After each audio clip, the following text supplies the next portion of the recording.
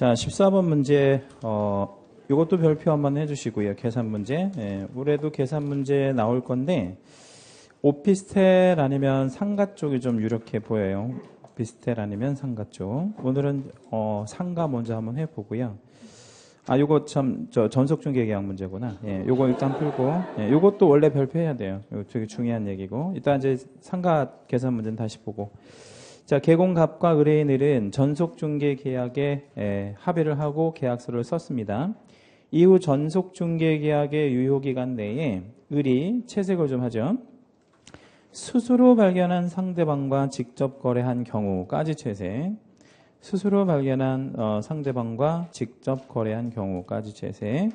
이 표현이 나오면 위약금은 아닙니다. 위약금 아니고 그럼 뭐죠? 소요비용이에요. 근데 소요비용은 아시다시피 원래 주고 받기로 한 보수의 몇 퍼센트 범위, 50% 범위 안에서 쓴 돈을 정산해 주는 거잖아요. 그러면 이제 밑에 그 가로 부분에 보니까 원래 주고 받기로 약정한 보수가 얼마예요? 120만 원이니까 소요비용 정산 한도는 얼마죠? 60만 원을 최고 한도로 합니다. 근데 60만 원을 최고 한도로 하는데 쓴 돈이 얼마밖에 없어요, 지금. 30만 원. 그러니까 결국에 소요비용은 얼마? 30만 원만 주면 되는 거죠. 이거 위약금 아니라는 거 주의하실 거고요. 15번 문제는 절취사유들인데 기억부터 시효까지 다 절취사유들인데 행정형벌이 병과 처분될 수 있는 것을 모두 골라라 라는 문제잖아요. 그거는 밑에 여백에다가 뭐를 좀 하나 좀 적어놓고 시작을 할 거냐면 암기코드. 그러니까 절대적 등록 취소 사유 암기코드가 뭐예요? 결사부가 중3 때부터 양업소 뛰다가 적발이 되었어요. 그래서 절대적인 취소 사유에 해당이 되는 거죠. 이거 한번 암기해 볼게요. 결이 뭐죠? 결격 사유. 개공이 사는 사망예산. 부는요? 부정등록. 이 부정등록이 형벌 하나 있네요. 3년 3천의 형벌 있죠. 요거 물어보고 있는 거예요, 지금. 중이 뭐죠? 이중등록. 얘도 형벌 있네요. 1년 1천. 1년 1천의 형벌 있고. 숫자 3은 뭐예요? 삼진아웃. 1년 동안의 업무정지 3번 이상 걸렸을 때를 말하고. 양은요? 양도되어. 뭐를? 자격증 아니고 등록증 양도돼. 이것도 형벌 있죠? 1년 1천의 형벌 있고. 그 다음에 업은 뭐예요? 업무정지 중에 업무한 경우죠. 이건 형벌은 없어요. 마지막 소가 뭐죠? 이중소속. 이중소속 형벌 1년 1천에 있죠. 그러니까 절취사유를 주고요. 그 절취사유 중에서 형벌이 병과되는 거, 형벌도 같이 되는 거를 고르라는 거잖아요. 그러면 15번부터 한번 쭉 보면 형벌이 있는 거 일단 뭐에 형벌이 있어요? 디귿번 있네. 그지? 부정등록이니까 디귿번 부정등록. 얘 몇 년 몇 천짜리 형벌 있죠? 3년 3천짜리 형벌 일단 있고요. 니을번에 이중등록이라는 거 있죠? 이중등록 몇 년 몇 천? 1년 1천. 그리고 또 뭐가 또 형벌이 있어요? 비읍번. 비읍번. 비읍번은 양도되어인데 양도되어 몇 년 몇 천? 1년 1천의 형벌이 있습니다. 나머지는 없네요. 그렇게 형벌이 병과되는 거 몇 개? 3개. 자, 16번 문제는 중개 행위와 관련된 판례 유권 해석 문제인데 틀린 거 1번. 부동산 중개 업무를 실제로 영위하여 상인인 자가, 거기 상인인 자가 위에다가 적어볼게요. 상인인 자를 우리가 뭐라고 표현을 하죠? 개공이라고 표현하잖아요. 그죠? 개공을 달리 얘기하면 상인이라고 하니까. 그러면 거기서 말하는 상인인 자는 개공을 말하는 겁니다. 근데 그 개공이 중개 행위를 성사시키기 위하여 또는 그 중개 행위에 대한 책임으로 보증각서를 작성을 해줬다네. 거기다 채색하면 할게요. 보증각서. 근데 그 보증각서가 뭐냐면 매매 계약을 할 때 매수인이 잔금을 치르지 못하면 내가 대신 잔금을 치를게요 라고 하는 잔금 채무를 보증해 준 거예요. 보증각서, 개공이. 근데 원래 이런 거 해주면 돼, 안 돼? 안 되는데 그렇게 했단 얘기예요. 그래서 그 보증은 영업을 위해서 한 것으로 추정되고, 그러니까 영업을 위해서 한 것으로 추정된다는 것은 업무상 행위로 일단 추정된다는 얘기죠. 그리고 그 추정은 번복할 만한 증거가 없는 한 상행위로 간주된다. 거기다 채색 한번 할게요. 상행위로 간주된다. 그 상행위로 간주된다는 얘기는 무슨 뜻이냐면 업무상 행위로 간주된다. 이런 얘기죠. 그렇다면 그것이 업무상 행위라면 어떤 결과가 나오냐면 그 보증 채무를 누구도 책임을 져줘야 되는 문제가 생겨요. 개공은 당연히 그것이 꼭 업무상 행위 아니더라도 보증을 해줬으니까 당연히 책임을 지는 거고, 나아가서 누구도 보증기관이, 왜 그걸 보증기관이 책임을 져줘야 되냐면 업무상 행위니까요. 그래서 그런 보증각서 같은 거 함부로 써줘서는 안 되고, 또한 그 보증각서를 써줬을 때 그 보증각서를 받은 사람 입장에서 보면 개인 자격으로 써줬다고 보는 게 아니고 개공으로서 써준 거로 보는 거니까 당연히 보증기관을 상대로 해서 채무 변제를 요구할 수 있겠죠. 2번, 개공은 중개를 의뢰받아 거래계약서를 작성하기 전에 가계약을 체결하는 경우라고 했는데 거기 가계약에다가 채색 하나만 해주시고요. 자, 제 얘기를 잘 들어보세요. 가계약이라는 말이 있잖아요. 가계약. 이거 민법 시간에 혹시 들어보셨나요? 아니면 못 들어보셨나요? 못 들어봤을 거예요. 왜 못 들어봤냐면 이런 말을 안 쓰거든요. 이런 말을. 근데 실무에서 가계약이라는 말은 써요? 안 써요? 써요. 그러니까 가계약하고 본계약은 좀 다른 얘기입니다. 그렇죠? 그러면 가계약은 본계약이 체결된 게 아니라는 거예요. 그러니까 뭐 민법 용어로 하면 예약 정도에 해당이 될 건데 아무튼 무슨 계약이 체결된 거는 아닌 거지 본계약이 체결된 건 아니라는 거예요. 그렇죠? 그럼 가계약은 언제 해요? 응? 본계약 전에. 언제? 그러니까 대개 가계약을 언제 하냐면 긴박할 때. 긴박할 때. 왜요? 긴박할 때 하는 거야. 근데 뭐가 긴박하냐면 이 물건 지금 안 잡으면 못 살 때. 그때 잡는다고. 근데 가계약을 어떻게 하냐면 그냥 돈 먼저 싸준다고. 그러니까 중요한 부분에 대한 합의 없이 그냥 돈 먼저 싸주는 거. 그거 내가 살게요 하면서 돈 먼저 싸주는 거. 그걸 뭐라 그래? 가계약. 그럼 저거는 본계약이 아니니까 다시 말씀드리면 중개 완성이라고 볼 수는 없는 거죠. 실무적으로 많이 하는 거예요. 근데 그런 가계약을 체결할 때 가계약을 체결하기 전에 성실 정확하게 설명하고 설명의 근거 자료를 무슨 재주로 그걸 할 거냐고. 그 지금 시간이 긴박해서 하는 건데 그런 거죠. 그래서 그런 거를 하지 않았다고 해서 등록관청에서 뭐를 할 수는 없어요. 업무 정지를 할 수는 없다라고 하는 게 또 판례입니다. 가계약은 뭐가 아니기 때문에요. 본계약이 아니기 때문에 그런 거 안 해도 된다 이런 뜻입니다. 그럼 가계약을 할 때는 그냥 돈만 싸주고 그러면 되는 거네. 그러면 가계약금은 돌려받을 수 있는 거야? 본계약이 체결되지 않으면? 네, 이건 특별한 약정이 없으면 가계약은 본계약이 아니기 때문에 돌려받는 게 맞고요. 3번, 개공이라도 부동산 중개에 있어서 계약 당사자 모두 혹은 어느 일방의 이익을 위하여 행위한 사실이 인정되지 않는 이상 그 당사자에 대한 상법상 보수 청구권이 없다라고 했는데 그 두 번째 줄에 이익을 위하여 행위한 사실, 이익을 위하여 행위한 사실에다 밑줄 한번 해주시고요. 그걸 우리 인과관계라고 그래. 상당 인과관계. 그러니까 보수를 받으려면 무슨 관계가 있어야 돼? 인과관계. 그러니까 개공이 누군가를 소개를 시켜주고 개공이 이 알선을 잘해서 거래가 이루어졌다. 그러면 상당한 뭐가 있는 거예요? 인과관계가 있잖아. 그러면 우리 개공한테 뭐를 받을 수 있는 권리가 생겨? 중개보수를 받을 수 있는 권리가 생긴다는 얘기죠.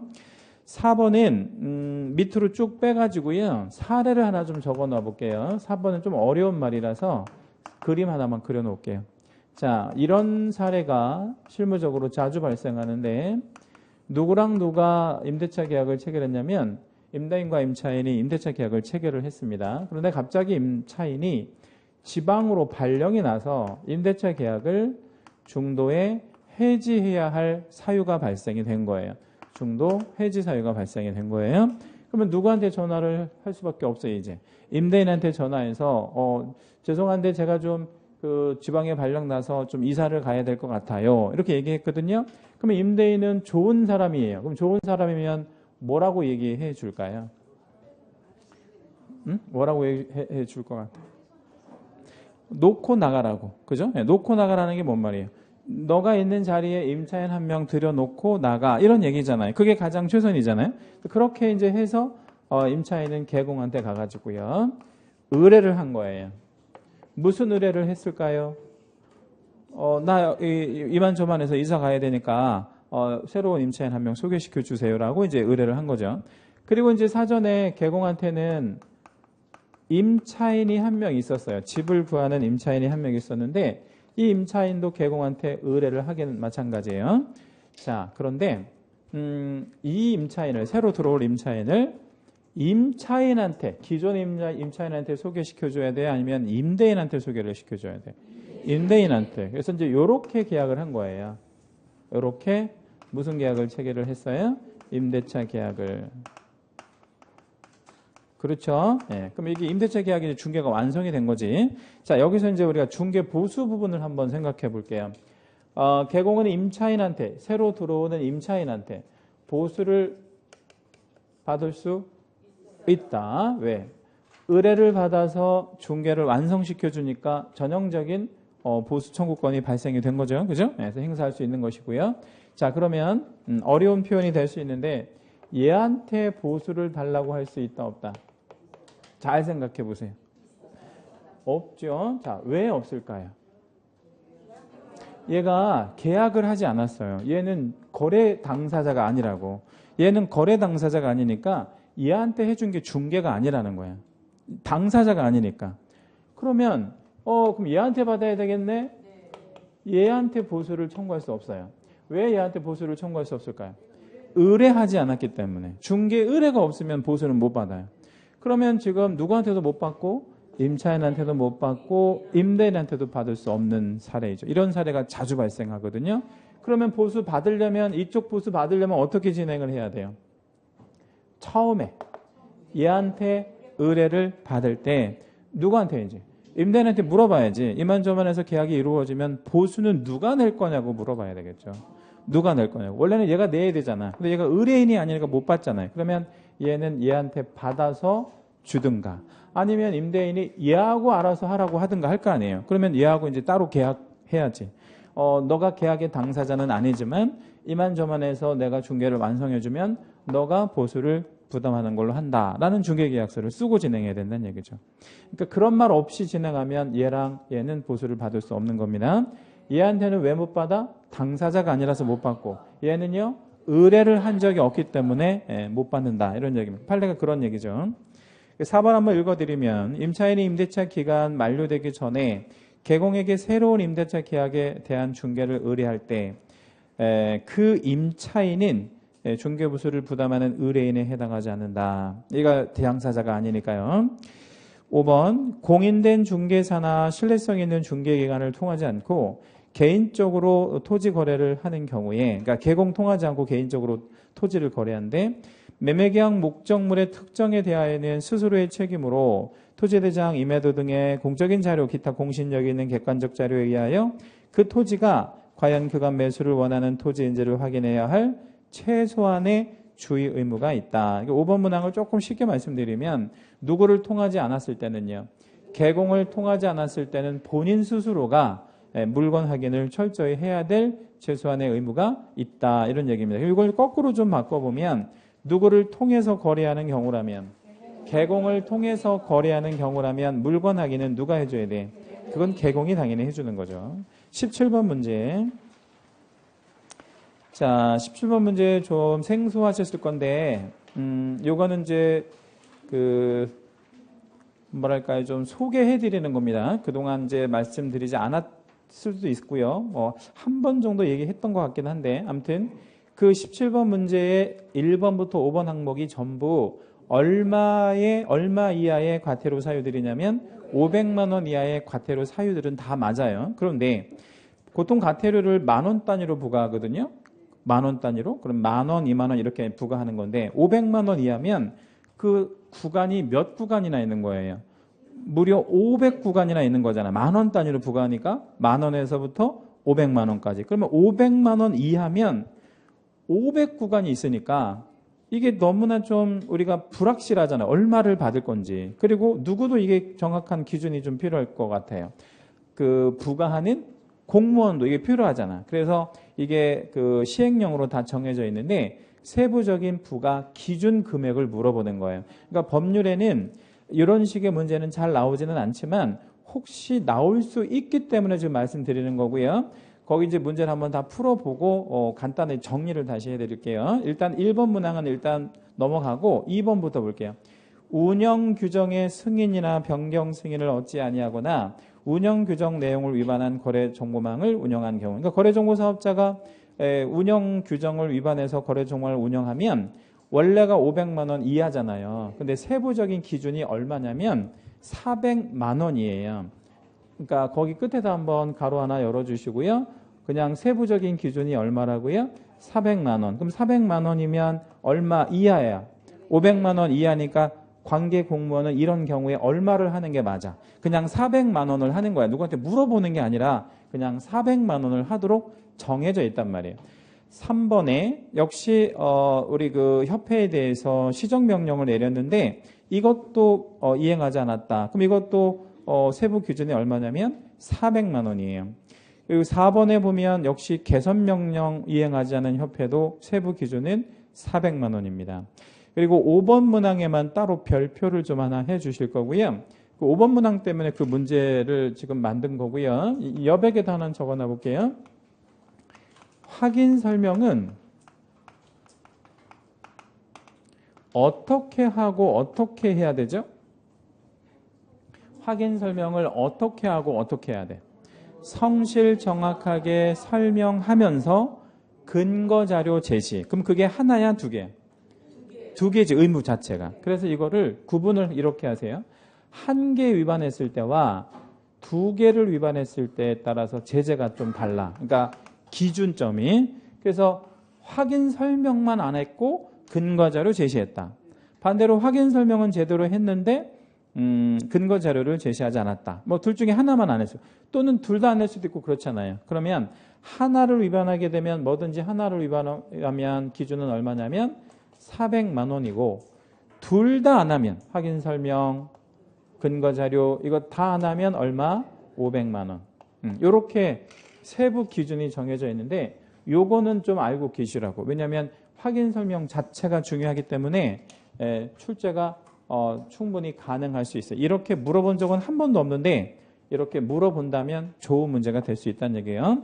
다시 한번 말씀드리면 확인 설명을 하나 안 했다. 그럼 얼마라고요? 400. 두 개 안 하면 500. 그러면 5번은 몇 개를 안 한 경우에 들어가요?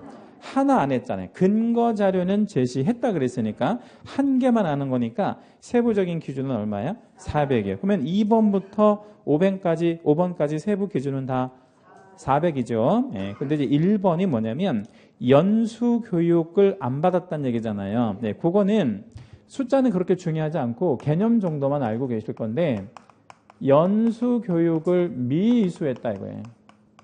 그럼 요거는 기간이 좀 있어요. 한 달 이내에서 안 받았을 때, 3월 이내에서 안 받았을 때, 6월 이내에서 안 받았을 때, 6월 초과 이렇게 구간이 4구간이 있는데 이게 금액이 우리가 생각하는 금액보다 굉장히 작아. 예, 그러니까 원래 이 미이수하면 금액이 얼마 이하죠? 500만 원 이하 과태료잖아요. 그러면 500만 원 이하 과태료면 대충 교육 안 받으면 한 200이나 뭐 한 300이나 뭐 많이 안 받았으면 400이나 받을 것 같은 느낌 들잖아. 근데 그게 아니고 한 달 안 받으면 20만 원밖에 없어. 그냥 20만 원이야. 3달 안 받으면 얼마냐면 30만 원. 6달까지 안 받으면 50만 원. 그리고 6개월 초과하도록 안 받아야 100만 원. 이렇게 이제 부과가 된다고. 그래서 이거는 숫자는 기억할 필요 없고 우리가 생각하는 것보다 기준이 굉장히 작다라는 그런 느낌만 그냥 갖고 가라고. 예, 이걸 단계별로 암기할 필요는 없고요. 그러면 1번은 6월 초과하도록 교육을 안 받은 거잖아요. 그러면 이거는 얼마겠어? 이건 100만 원이야. 6월 초과니까 100만 원. 그렇지만 다른 거는 전부 얼마였어요? 400이었으니까 정답은 1번으로 합니다. 자, 혹시 요 문제 맞히신 분 손 한 번만 들어봐 주실래요? 그래도 몇 분 되시네요. 예. 지금 손 드신 분들은 찍은 게 아니고 눈치를 잘 챈 거지, 이게. 예, 그리고 눈치도 되게 중요한 겁니다. 자, 아무튼 과태료에는 세부적인 기준이 있다는 거. 예, 그리고 아까 말씀드린 대로 확인 설명 1개 위반했을 때 얼마? 4배. 그리고 2개 안 하면 5배. 이런 느낌 정도만 알고 계실 거고요. 18번 문제. 이것도 굉장히 어려운 유형의 문제인데, 여러 가지 사유와 기한의 연결로 틀린 것은 이렇게 물었잖아요. 1. 자격 취소 시에 보고하고 통지 이랬는데, 자격 취소가 되면 며칠 안에 보고하고 통지해주는 게 맞아요. 5일 안에 보고하고 통지해줘야 되는데, 보고는 누구, 통지는 누구에게? 보고는 국장에게, 통지는 다른 시도의사에게. 근데 그 외에 보고도 하고 통지도 하고 왜 한다 그랬죠? 시험 몇 년 동안 못 보게 하려고요. 3년 동안. 그래서 전국적으로 전파하는 제도가 있는데 1번은 맞았죠. 2번. 고용인, 고용관계 종료신고 이랬는데 지금 2번 문항은 2가지 신고가 다 들어가 있는 거예요. 무슨 신고도 있고 무슨 신고도 들어가 있는 거야. 고용신고도 있고 고용관계 종료신고도 있는 거예요. 근데 그게 밑에 여백에다 한번 적어볼게요. 이 고용신고가 되게 중요한데 고용신고, 고용관계 종료신고가 전혀 다른 신고란 말이에요. 그렇죠? 그럼 고용신고는 뭐 하기 전까지 해? 고용하기 전이 아니고 업무 개시 전에. 에? 업무 개시 전에 하고 그 다음에 고용관계 종료신고 그러니까 이제 뭐 해고나 사직했거나 뭐 이럴 때 하는 게 며칠이야? 10일 이내. 예. 해서 요 고용신고, 고용관계 종료신고 되게 중요해. 예. 매년 나오거든요. 그런데 이게 또 뭐 또 중요하냐면 이걸 둘 중에 하나를 안 했잖아요. 제재도 굉장히 중요해. 제재는 자 100만 원 과태료 업무정지 중에서 뭘까요? 업무정지야. 이것도 중요하고. 그래서 신고 중에서 유일하게 업무정지가 떨어지는 신고가 요거밖에 없다고. 고용신고, 고용관계 종료신고. 그래서 정답은 2번이 틀린 거예요. 왜 틀렸냐면 고용신고는 10일 안에 하는 게 아니다 이 말이에요. 집중력 갖고 잘 보셔야 돼요. 이런 거. 3번. 전속중개계약이 체결되면 정보 공개를 하는 거 맞아요? 며칠 안에? 7일 안에. 어디다가? 망이나 일간신문 뭐 이런 곳에 하지요. 그 다음에 4번에 아마 틀리신 분은 대부분 4번에다가 하셨을 것 같아요. 왜 4번에다 했을 가능성이 높으냐면 긴가민가 싶어가지고요. 예. 이게 3월이었나 30일이었나 이제 헷갈리니까 아예 모르겠다고 4번에 했겠죠. 거래정보사업자의 거래정보망 운영규정 승인은 3월이 맞아요. 뭐 받은 날로부터 3월? 지정받은 날로부터 3월 안에. 지정받은 날로부터 3월 안에 승인받는 게 맞습니다. 5번이요. 부동산 거래 신고를 받은 신고관청에 개공에 대한 과태료 처분 시 사무소 소재지 관할하는 등록관청에게 알려줘야 되잖아요. 신고관청이 부과한 과태료. 그래야 이제 등록관청에서도 지도감독 같은 거 할 테니까. 근데 이거 며칠 안에 알려주냐면 10일 안에 알려줍니다. 자, 19번 문제. 얘도 좀 어려웠던 문제예요. 19번 문제도 좀 어려웠고요. 인장 관련한 문제 중에서 옳은 것을 모두 골라야 되는 그런 문제인데 기억. 개공하고 소공은 아무리 늦어도 뭐 하기 전까지는 인장을 꼭 등록해야 돼. 업무 개시 전. 거기다 우리 채색 하나만 하시겠습니다. 업무 개시 전에다가 채색해 주시고. 그러니까 요거는 아무리 늦어도 업무 개시 전까지 하는 거잖아요. 그러면 빨리 하고 싶을 수도 있잖아요. 예, 그럼 빨리 하고 싶은 애들은 개공은 언제까지? 개설 등록 신청할 때 같이 하고 세 번째 줄. 그 다음에 소공은 언제까지? 고용 신고할 때 같이 이렇게 할 수 있어요. 그거는 이제 빨리 할 때를 얘기하는 거예요. 다만 인장은 아무리 늦어도 언제까지는 꼭 해라. 업무를 개시하기 전까지는 꼭 해야 돼요. 1번은 그러니까 기억번은 맞았습니까? 맞았습니다. 네. 개인인 개공 및 소공의 경우에는 가족관계 등록부나 주민등록표에 기재되어 있는 성명이 나타난 인장이면 그러니까 여기까지는 맞았죠. 응? 여기까지는 맞았는데 마지막에 함정이 하나 걸렸네. 그 크기에 제한이 없다라고 했는데 제한이 있어요. 옆으로 화살표 하시고 그 크기 제한이 얼마죠? 예, 7에서 30mm 이내. 7에서 30mm 이내에 사이즈 제한이 있어요. 니은번 틀렸고요. 디귿. 개공 및 소공은 중개행위를 함에 있어서 등록한 인장을 사용해야 하며 사용의 의무 있습니다. 이때 등록한 인장을 만약에 변경할 수 있잖아요. 그럼 그 변경은 변경일로부터 해서부터 끝까지 쭉 채색해 주시고요.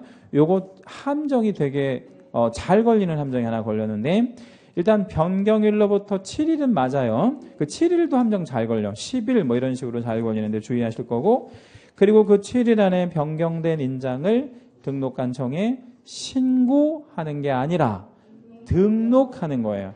인장은 변경 등록한다 그래야지 변경 신고한다 그러지 않아요. 요런 함정 정말 잘 걸리고 잘 틀리는 함정이니까 조심하시고요. 되게 지문에 숫자가 나오면 우리가 뭐에 좀 반응할 수밖에 없어요. 그 숫자에 반응하면 나머지 이제 등한시할 수 있고, 요런 식의 함정 잘 걸립니다.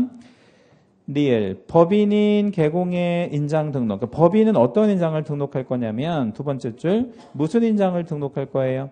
법인의 인장. 거기다 우리 채색 한번 하죠. 법인은 법인의 인장. 질문, 이 법인의 인장은 하나만 있어 아니면 여러 개가 있어요?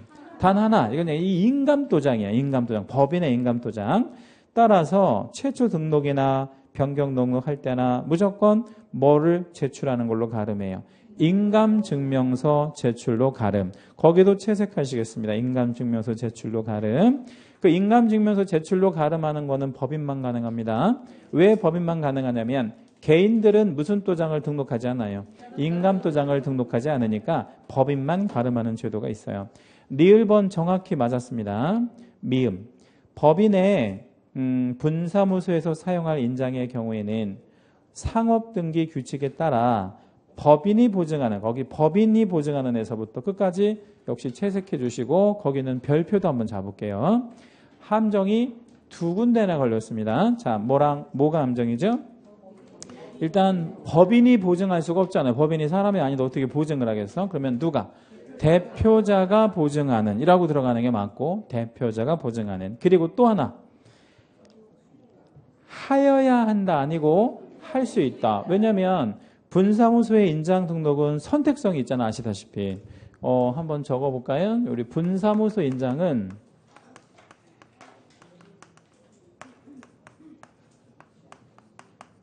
뭐나 뭐 중에서요? 법인의 인장이나 또는 대표자가, 법인이 보증하는 거 아니고요. 대표자가 보증하는 인장. 그렇죠? 예. 이거를 등록할 수 있는 거죠. 그 얘기는 무슨 얘기냐면 임의성을 주는 게 아니라 선택성을 주는 거예요. 얘랑 얘 중에서 하나를 등록하면 되는 거니까 선택성을 주는 겁니다. 질문이요. 분사무소 인장 등록 안 해도 됩니까? 그러면 업무를 시작할 수가 없어요. 무조건 하긴 하는데 어떤 인장? 법인의 인장이나 대표자가 보증하는 인장을 선택하는 거죠. 자, 20번 문제 별표해 주시고요. 늘 잘 나오는 판례 문제입니다. 늘 잘 나오는 우리 금쟁이 관련해서 틀린 것은 1번. 개공 등이 중개보수 외에 사례비나 수고비 명목으로, 우리 이제 법률에는 명목 여하를 불문하고 일체의 금품을 수수해서는 안 되도록 규정하고 있잖아요. 그러면 사례비, 수고비 이런 거 받으면 돼? 안 돼? 안 되죠. 근데 우리가 수고는 했잖아요. 수고는 한 거 아니야? 네. 그래서 수고비 받는 건데 뭐가 문제야? 그 수고비를 수고를 했기 때문에 받는 게 앞에 있는 뭐야? 중개 보수잖아요. 그럼 그래서 이제 그 받았기 때문에 그 외적인 수고비 같은 건 받지 말라는 얘기죠. 2번. 개공이 의뢰인으로부터 중개 보수 명목으로 소정의 한도를 초과하는 액면 금액의 수표를 교부받았다가 그것이 사후 부도 처리 채색해 주시고, 의뢰인에게 그대로 반환 채색해 주시고. 아주 잘 나오는 지문들이죠. 부도가 냈대 또는 그대로 돌려주었대, 반환. 이런 말이 나오더라도요, 금품 초과 수수죄가 성립 불성립? 성립. 왜 성립? 이미 받았으니까. 그 부도는 나중에 난 거니까. 그리고 반환도 당연히 처벌하는 것이 맞습니다. 만약에 반환의 경우 처벌을 안 한다면 걸리면 뭐 하면 돼요? 돌려주면 되겠죠. 처벌하지 않으면. 그런 문제가 있기 때문에 당연히 처벌하는 게 맞고. 3. 역시 법정한도 초과하는 액면 금액의 당좌 수표 취득 당시에 보충할 수 없는 수표 요건이 흠결되어 수표 요건이 흠결되어 에다 밑줄 한 번만 잡아주시고요. 이게 이제 어음수표 행위를 대표적인 요식행위라 그러거든요. 그러면 수표에는 흠결이 있으면 요식행위니까 그거 자체가 뭐가 되는 거예요? 무효야. 효력이 없다란 말이에요. 그러면 흠결된 수표는 무효니까 그건 수표를 받은 게 아닌 거죠. 그럼 뭐 하나 받은 거야? 종이 한 장 받은 거죠. 그냥 의미 없는 종이 한 장. 따라서 얘는 금품초과수 숫자가 성립되지 않는다라고 해야 됩니다. 그러면 2번에 있는 수표하고 3번에 있는 수표는 무슨 차이가 있어? 2번은 왜 금품초과수 숫자가 성립되는 거예요? 받을 때 유효했다는 거죠. 그런 걸 진성수표라고 해요. 진짜 수표를 받았으니까 처벌이 되는 거고, 3번은 그냥 부도 이미 나버린 수표라든가 무효인 수표 이런 거를 받은 거니까 이건 처벌되지 않는 거죠. 전혀 달라요. 4. 사무소 등록을 하지 아니한 자가 보수를 현실적으로 받지 아니하고, 보수를 안 받았답니다. 중개 행위에 대한 보수를 받을 것을 뭐하고 뭐만 했대요?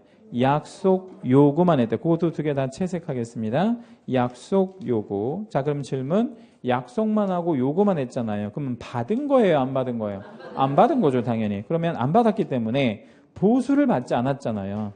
따라서 얘는 중개업에 해당한다고 할 수 없다라는 거죠. 따라서 처벌할 수도 없는 겁니다. 아직 그 미수 상태니까. 중개사법에서는 미수범 처벌 규정이라는 게 따로 없어요. 그래서 따로 처벌하지 않습니다. 5번. 개공이 토지와 건물의 임차권 및 권리금, 시설비의 교환 계약을 중개하고, 권리금이 있었네요. 그 사례 명목으로 포괄적으로 지급받은 금원에다가 채색 한번 하시겠습니다. 포괄적으로 지급받는 금원. 그리고 5번 문제 밑에다가 사례 하나만 적어 놓으면 이런 겁니다. 개공이 뭣도 좀 받고요. 중개보수도 좀 받고, 그 다음에 뭣도 좀 받았냐면 권리금에 대한 수고비도 좀 받고 그렇게 했다는 얘기입니다. 그런데 자, 중개보수는 적법하게 받은 건가요? 예. 그러면 권리금의 수고비도 적법한가요? 네. 왜냐하면 권리금은 중개대상물이 아니니까 이거에 대한 별도의 수고비는 받아도 좋다는 게 대법원 판례잖아요. 그럼 이렇게 이거를 같이 플러스해서 포괄적 수수를 한 거예요. 그렇죠? 네. 그러면 이렇게 포괄적 수수를 했다고 쳤을 때 이거를 금품을 초과해서 수수했다고 단정 지을 수 있다 없다? 없다. 그러니까 단정할 수 없다는 얘기는 아니라는 얘기죠. 근데 여기서요, 살짝만 가려보면 이게 또 포괄적 수수를 했다 하더라도 금품 초과 수수자가 될 수 있어요. 이렇게만 가리면. 예, 이러면 금품 초과 수수자야. 근데 뭐가 있기 때문에요? 권리금이라는 지문이 문제 안에 있잖아요. 그러면 이거에 대한 수고비는 받아도 되잖아요. 근데 그냥 수고비를 받았대. 이러면 금품 초과 수수자고, 권리금에 대한 수고비를 받았을 때는 금품 초과 수수자라고 단정할 수 없다. 그럼 이 얘기는 처벌하지 못한다는 얘기죠. 뭐가 있었으니까요. 권리금 합법적으로 받아도 좋은 금원이 있었기 때문에 요거는 받아도 되는 내용이다. 그러니까 정리하면 권리금에 대한 수고비는 중개보수 외로 따로 받아도 되고요. 뭐 포괄적으로 중개보수랑 같이 받아도 상관없다는 얘기겠죠. 자, 21번 문제는 이제 그 과태료 부과 관청 중에서 등록 관청이나 신고 관청이 아닌 것을 모두 골라야 되는 그런 문제입니다. 제가 한번 읽어 드릴 텐데 어느 관청이 얼마 이렇게 좀 답변해 주시면 좋겠고요. 과태료는 사실은 사유보다는 관청을 좀 더 잘 물어보는 편이에요. 어느 관청이 부과하는지, 그리고 얼마짜리인지 이런 것들을 좀 더 중요하게 생각해요. 사유보다. 기억. 개공으로 하여금 부동산 거래 신고를 하지 아니하게 하거나 거짓된 내용을 신고하도록 요구했대. 요구, 조장, 방조 뭐 이런 거 우리 많이 봤잖아요. 이건 누가 얼마? 신고관청이 500. 신고관청이 500 과태료 부과합니다. 신고관청 500. 니은은 자격 취소 받은 날로부터 7일 이내에 반납을 안 했다네요. 그럼 이건 누가 얼마? 시도지사가 100. 시도지사가 100. 디귿번인 국장이 공제사업과 관련한 시정명령을 이행하지 아니한 협회. 국장이 500 이하. 예, 리얼. 국장이 500. 부칙개공인데 사무소 명칭에다가 공인중개사 사무소라는 문자를 썼대. 원래 부칙개공은 사무소 명칭에 8자 이거 문자 쓰면 안 되잖아요. 예, 근데 썼대. 등록관청이 100. 예, 등록관청이 100만 원 같아요. 요거 1년 1천 아닙니다. 개공이니까 신문 자체가. 미음. 등록 취소받고 7일 안에 등록증 반납을 안 했대요. 등록관청이 100. 예, 등록관청이 100.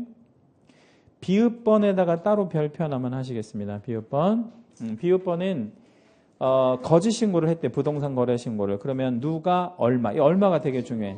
신고관청이 취득가액의 100분의 5. 취득가액의 100분의 5. 신고관청이 취득가액의 100분의 5. 요거 500만 원 아니에요. 주의하실 거고요. 그러면 지금 문제에서 등록관청과 신고관청이 아닌 거를 찾으라 그랬잖아요. 그럼 두 개네, 두 개. 니은번하고 디귿번하고. 니은번은 시도지사, 디귿번은 국장이니까요. 그렇죠? 예. 22번. 확인 설명 의무에 관한 기술 중 틀린 것은 이렇게 물었습니다. 1.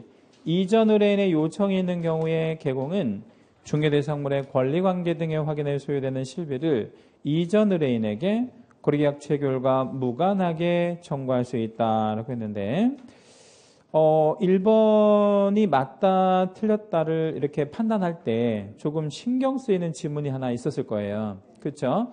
어떤 지문이 좀 신경 쓰였어요? 거래계약 체결과 무관하게, 이 말이 좀 신경 쓰였잖아요. 그럼 이게 지금 받는 게 중개보수인가요? 아니면 실비인가요? 실비. 실비는 뭐하고 아무 상관이 없어요. 거래계약과는 아무 상관이 없는 겁니다. 그럼 그건 일단 해결이 됐고, 그러면 실비가 두 가지 종류가 있잖아요. 그 밑에 여백에다 한번 실비 종류를 한번 적어볼게요. 실비란 뭐하고 뭐가 있나요? 거기에 나와 있는 권리관계 확인 비용이라는 게 있고요. 일종의 조사 비용. 그 다음에 이제 우리가 계약금 등의 예치 비용. 개공한테 이제 예치 의뢰할 때 개공이 예치하면 비용 발생하니까. 그러면 권리관계 확인 비용은 조사 비용이니까 이거 누구한테 받으면 좋다 그랬죠? 권리 이전 의뢰인. 예, 이전 의뢰인에게 받을 거예요. 맞죠? 이죠? 이거? 예. 그 다음에 계약금 등의 예치가 되면 누가 좋아요? 권리를 취득할 사람이 좋으니까 누구한테 받아요? 취득 의뢰인한테 받을 거죠. 그렇게 되죠? 예. 그래서 이제 실비는 요 두 개가 되게 중요해요. 그 두 개밖에 없기도 하고. 예. 1번은 정확히 맞았습니다. 2번. 확인 설명서에는 개공이 서명 민날이 나는 것 외에 당해 업무를 수행한 소공도 함께 해야 됩니까? 예. 만약에 개공이 안 하면 제재와 소공이 안 하면 제재를 각각 답변해 줄게요. 개공이 확인 설명서에다가 서명 민날은 안 했대. 그러면 업무 정지. 소공이 당해 업무를 수행하고도 확인 설명서에 서명 민날인을 개공하고 같이 안 했대. 자격 정지. 예. 그래서 그거 제재도 좀 잘 물어보는 편이고. 3. 개공이 임목을 중개할 때 임목 중개할 수 있잖아요. 확인 설명과 확인 설명서를 작성 교부해야 되느냐라고 했는데 임목은 확인 설명서라는 게 있어요, 없어요? 있잖아요. 4번 서식. 네, 4번 서식. 4번 서식이 뭐지? 임목, 공장재단, 광업재단. 그러니까 임목 전용 서식이 있으니까 당연히 확인 설명도 해야 되고 확인 설명서도 작성 교부해야죠. 4번. 개공은 확인 설명 의무를 이행하기 위하여 권리를 이전하고자 하는 의뢰인에게 상태에 관한 자료를 요구할 수 있다라고 했는데 상태에 관한 자료 요구할 수 있어요? 그럼요. 그 상태에 관한 자료는 누구한테 요구하는 거예요? 이전 의뢰인에게. 이전 의뢰인에게. 5번. 개공이 권리를 개공이 중개 의뢰를 받은 경우에 중개 대상물 확인 설명서를 제시하여 권리를 취득하고자 하는 의뢰인에게 확인 설명 의무를 이행해야 한다라고 했는데 5번에 함정 하나 걸렸습니다. 자, 함정 한번 정확히 한번 찾아볼게요. 확인 설명서가 틀렸어. 거기다가 채색 하나만 하겠습니다. 확인 설명서 자리에다 채색. 그럼 그 자리에 뭐 들어가야 돼? 설명의 근거 자료, 설명의 근거 자료. 그러면 설명의 근거 자료에 들어갈 수 있는 거는 그런 거예요. 등기사항 증명서라든가 뭐 부동산 종합 증명서, 그다음에 각종 대장류 이런 거를 말하는 거지 확인 설명서를 제시하는 게 아닙니다. 확인 설명서는 언제 작성할 거냐면 중개가 완성되었을 때 작성할 거예요. 그러니까 나중에 쓸 거란 말이에요. 이 시점에는 없는 서식이에요. 23. 행정처분에 관한 설명으로 옳은 것은 1번. 중개사무소 개설 등록이 취소되면 반드시 자격이 취소된다라고 했고요. 5번 문항을 먼저 볼게요. 개공의 자격이 취소되어도 반드시 등록이 취소되는 것은 아니다라고 했는데 그 1번 문항과 5번 문항을 잘 이해하고 계셔야 하고요. 그 1번 문항과 5번 문항이 이제 간단히 정리하면 이런 말이 되는 겁니다. 자격이 취소가 되면 등록이 취소가 되는지, 반대로 물어보면 등록이 취소가 되면 자격이 취소가 되는지, 이거를 지금 1번하고 5번에서 묻고 있잖아요. 근데 하나는 맞고 하나는 틀려요. 하나는 맞고 하나는 틀린다고. 자, 그러면 자격 취소가 등록을 취소시키나요? 네. 왜? 자격이 없으니까 빵점이요. 네, 빵점. 네. 결격사유라서요. 결격사유라서 그래요. 결격사유라서 등록 취소 먹어요. 그러면 등록 취소는 자격을 취소시킬 수 없어요. 얘도 결격은 맞지만 결격사유가 자격 취소 사유가 아니거든. 그렇죠? 그럼 결격은 뭐만 취소시켜?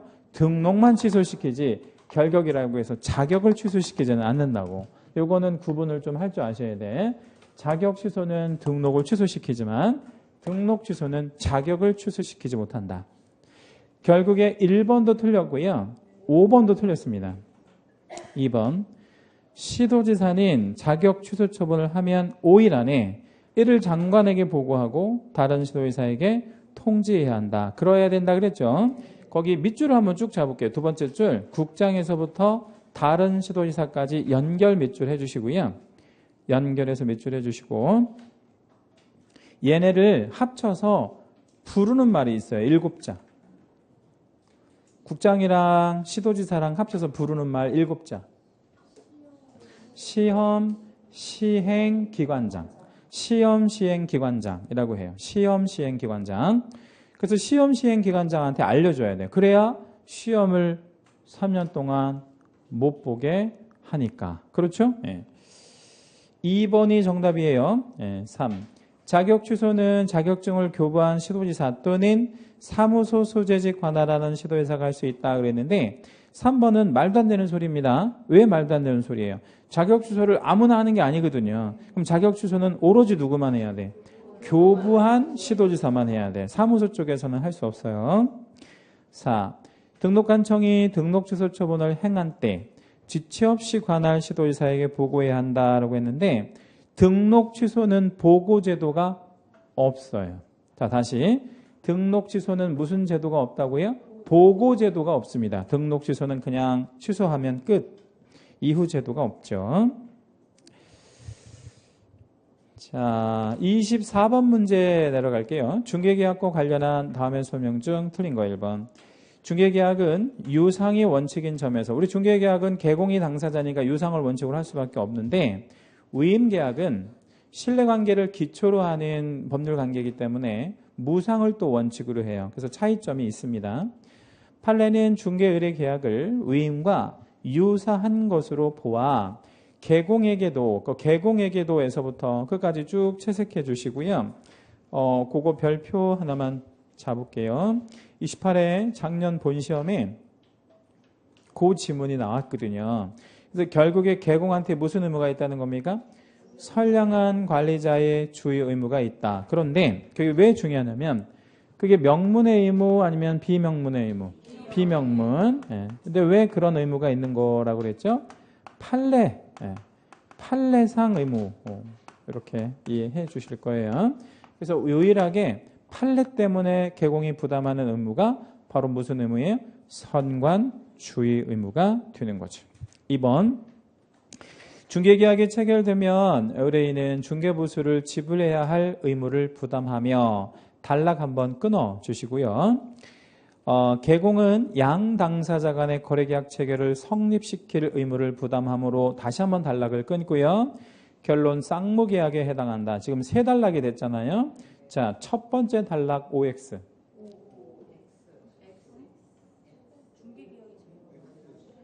첫 번째 단락 X. 자, 왜 X? 중개계약이 체결된 단계에서 보수를 지불할 의무가 생기지 않아요. 그럼 언제 생겨? 거래계약이 체결 또는 중개가 완성이라는 말이 나와줘야 돼. 이런 함정도 넘어갈 수 있으니까 조심하시고. 두 번째 단락 OX.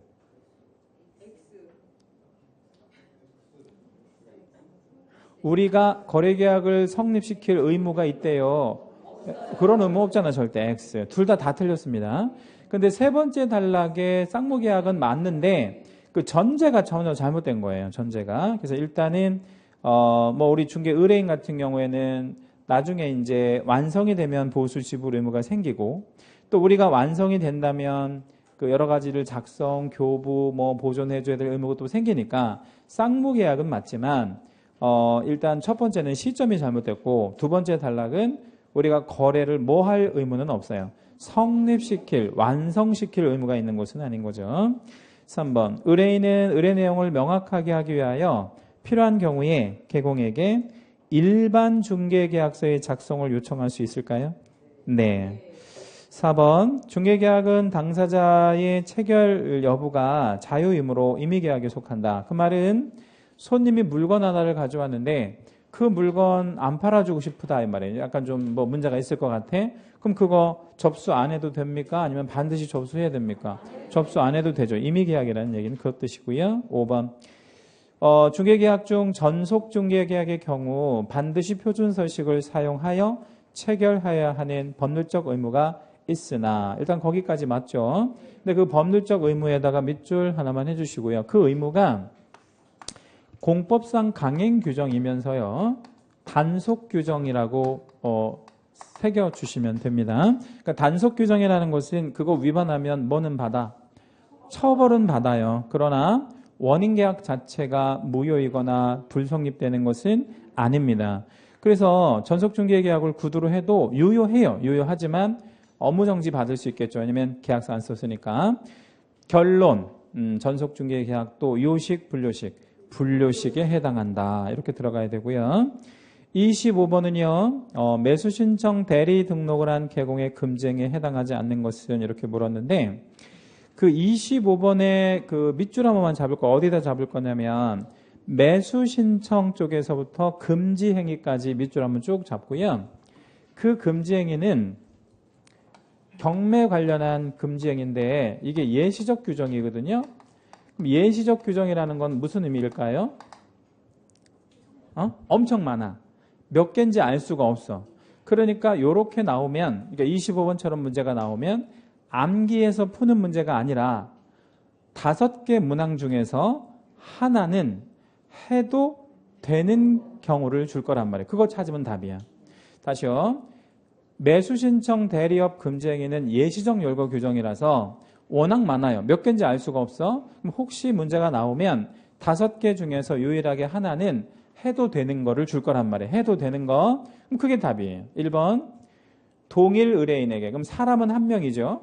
서로 다른 부동산을 이중으로 매수신청 대리인이 되는 행위를 하려고 한대. 그러니까 쉽게 표현하면 한 사람한테 2개의 물건을 입찰 대리해 주려고 하는 거야. 나빠 안 나빠? 안 나쁘지. 왜? 한 사람이 2개 사면 어떻고 10개 사면 어때? 상관없잖아. 1번이 정답이에요. 그런데 1번을 살짝 바꾸면 이게 금지 행위가 될 수가 있는데 이렇게 바꿔보면 금지 행위가 되는 거예요. 6번을 한 번만 적어볼까요? 예. 그러니까 1번의 반대말. 동일 물건을. 그렇죠? 예. 동일 물건을 누구한테? 서로 다른 의민에게 입찰 대리하는 행위. 이거는 금지행위가 맞아요. 이거는 왜 금지행위야?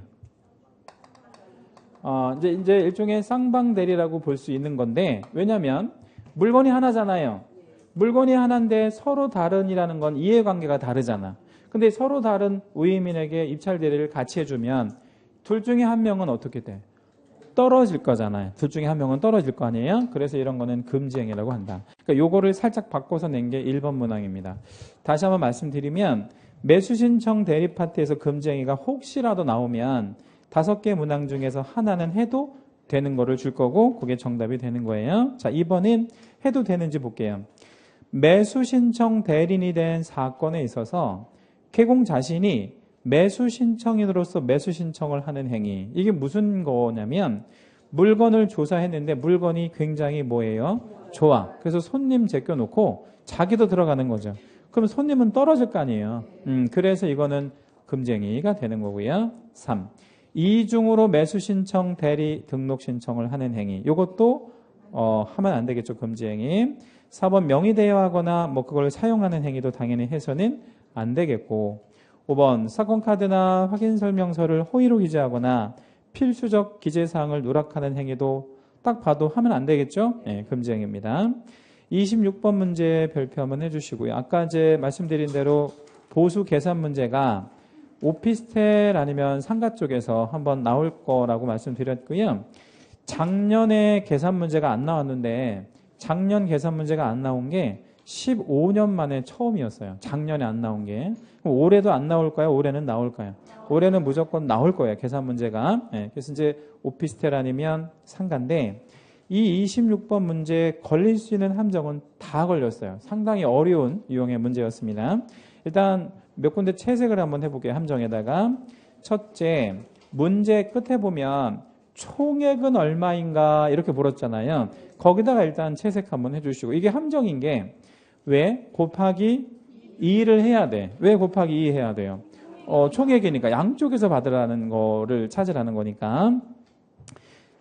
제시문 한번 읽어볼게요. 개공갑은 상가를 매도 의뢰한 을과 역시 매수 의뢰한 병이 일금 5억의 매매계약을 체결하도록 중개함과 동시에, 그러니까 매매계약을 중개함과 동시에 정의 매수인인 병과 거기다 채색 한번 하죠. 정의 매수인인 병과 이것도 함정. 이게 왜 함정? 동일 당사자가 아니라는 거야. 그러면 동일 당사자가 아니니까 두 개 다 받을 거예요. 뭐도 받고 뭐도 받을 거야. 매매도 받고 임대차도 받을 케이스예요. 자, 그렇게 하고 그 상가를 보증금 1억에 차임으로 분기 600만 원을 지급하기로 했대. 분기 600만 원 채색. 분기 600만 원이면 뭔 뜻이에요? 월 200이라는 거야. 3달치를 받은 거니까 월 200 받기로 하고 약정했고 그리고 이제 마지막으로 함정이 하나 더 걸렸는데 단 갑의 사무소에는 주택 외 중개대상물 거래에 있어서 매매 교환의 경우에는 0.7, 임대차의 경우에는 0.5로 하는 중개 보수 요율에 명시가 있었대. 명시에다가 채색해 주시고요. 그것도 함정일 수 있어요. 왜냐하면 그건 무시하면 돼, 무시하면 안 돼. 무시하면 안 돼. 왜 안 돼? 자기가 그만큼을 받기로 명시를 했으니까 그대로만 받아야 돼. 더 받으면 안 된다고. 예, 여러 가지 함정이 좀 걸린 거예요. 그러면 그 문제는 뭐도 받고 뭐도 받는다 그랬죠? 매매도 받고 임대차도 받아. 그러면 매매식 먼저 한번 저한테 불러볼게요. 5억 곱하기 0.7%. 0.7은 어디서 나왔어요? 명시요율에서. 네, 그럼 얼마예요? 350만 원 곱하기 2. 왜 2를 해요? 총액이라고 했으니까. 그러면 매매는 얼마? 700만 원. 매매 700. 임대차도 받을 거라 그랬죠? 네, 임대차. 식 불러볼게요. 대가로 잡고 1억 더하기 월 단위 차임으로 해야 되잖아. 월 200 곱하기 100 예. 하면 환산보증금 3억 곱하기 0.5 0.5는 명시한 요율이 0.5니까 예. 그럼 얼마예요? 150만 원 곱하기 2 왜? 임대차도 양쪽 받아야 되니까요. 그러면 얼마? 300만 원이 임대차, 매매 합쳐서 1,000만 원 받는 겁니다.